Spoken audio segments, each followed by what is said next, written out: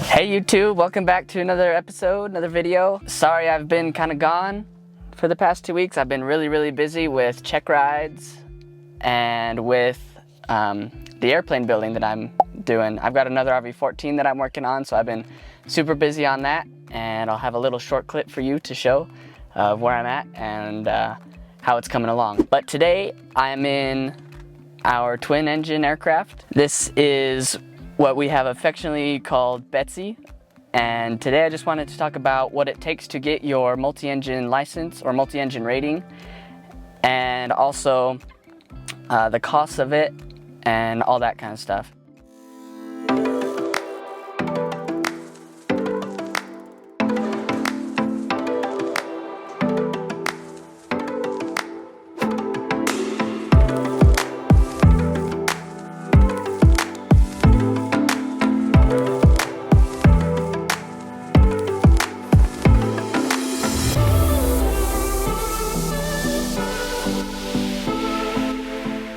As far as what you actually need to get your multi-engine, it's really simple if you've already got your license. So there's no time requirement or anything like that. All it requires is a practical check ride. Practical check ride includes an oral and a flight portion. To go and take the check ride, you only have to have proficiency in all of the maneuvers listed in the FAA practical test standards.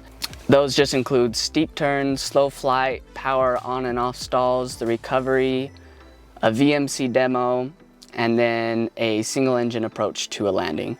So that's the basics of what my check ride included. It's very straightforward and honestly, in my opinion, kind of simple. It really is just another airplane.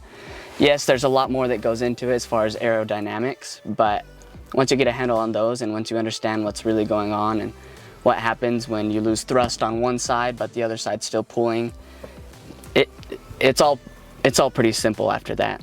Unlike most other ratings, it does not have an hour requirement, so it really is up to you how quickly and how cheap you get your rating. For me, I did it in 6.5 hours, and 2 of which was just a cross country to go fly some approaches to kind of get my currency back up and my proficiency up in shooting instrument approaches. For me, because I am instrument rated, my check ride also included an instrument approach to a landing. So the approaches that I shot with my instructor were actually different approaches that I shot on the actual check ride. And when I was with my instructor, I had both my engines, whereas on the check ride I only had one engine. So that was kind of difficult, but I got my way through it, didn't have any issues.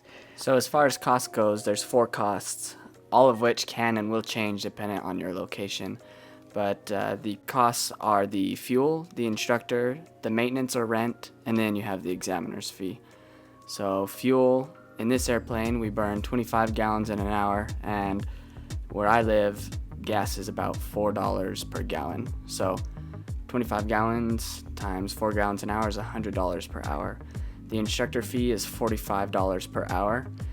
And as far as maintenance goes, we'll say it's $100 per hour. We haven't owned the aircraft long enough to really know what this price will be. So we're just gonna say it's $100 per hour. So then we'll add the $100 per hour of fuel to the $100 per hour of maintenance plus the $45 per hour of instruction. That brings us to a total of $245 per hour. Now, most people, if they're getting this rating, will rent the airplane. So I looked up an average cost of what it costs to rent our airplane per hour, and it was $380 per hour with fuel. So we'll take the $380 plus $45 an hour of the instructor. That gets us to $425 per hour if you're renting. Now, I got my license in 6.5 hours. So if we multiply 245 by 6.5, that brings us to just about $1,600. And then if we multiply the $425 per hour of rent times 6.5 hours, that brings us to $2,800. And then after that, we have the examiner's fee. And the examiner's fee is $600 for a multi-engine add-on in Las Cruces, New Mexico. Now, if we add the examiner's fee to the total cost, that gives us $2,200, and if we add the examiner's fee to the total cost of renting, that brings us to $3,400. Now, these were just my times. I did this in 6.5 hours. Everybody's going to be different. Location's going to change. So plan on anywhere from $2,500 up to $5,000, probably in the upper range, and that should do it. The oral portion was very straightforward. The examiner that I took mine with was really awesome, super cool guy. He's looking for every reason to pass you, and he's not looking for any gotchas or, oh, don't do that or whatever. He really wants you to succeed. So we talked about critical engine factors, how the airplane will behave on one engine, and we talked about some systems of the aircraft.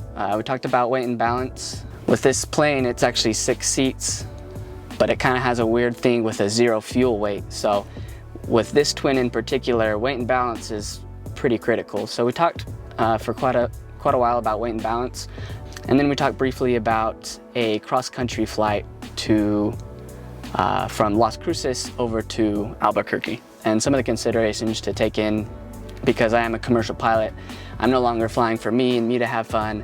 I'm flying for people. So I now think about other people really and truly before I think about myself. And after we went through all that, he started talking about what it took, or what we were going to do on the flight portion. So that was really cool. I was like, oh yes, the oral's over, I passed. Awesome. The flight portion was pretty straightforward as well. We started coming out to the airplane, and I did a very thorough pre-flight. I've got the checklist, and the way I use checklists is I do it all from memory, and then I go through the checklist, make sure I did everything, verify that I did everything, and I go from there. So I did a very thorough pre-flight. We hopped in, started up, taxied out, go out onto the runway. I add full power, and shortly after I add full power, he cuts an engine on me. And the airplane starts to take off to the right. He killed the right engine, so left engine still pulling, tried to pull me off to the right of the runway. So instantly I pulled the left throttle back, got it under control, no issues. We taxied back for departure again. Then we took off, did all of the maneuvers I talked about. We did steep turns, slow flight, stalls, VMC demo, which VMC is your minimum controllable speed.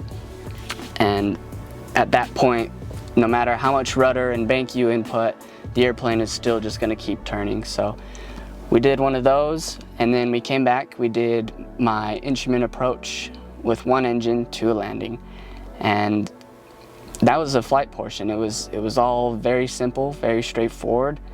I had no issues. He had no issues. After we got back on the ground and taxied into the ramp, he looked at me, shook my hand and said, "Congrats, you passed." So that was really exciting. So now I am a commercial, multi-engine, land instrument rated pilot. Probably not the best way to say that, but those are all my ratings thus far. I've got lots more exciting stuff coming for you guys. I've got 2 videos this week, this one and another one, because I missed last week's video. Sorry about that. I've been super busy, but I'm really excited. And then the next few weeks, I've got some really cool stuff coming up that I'm really excited to show you guys. So stay tuned, like, comment, subscribe, share, and I hope you guys enjoy. Have a good one.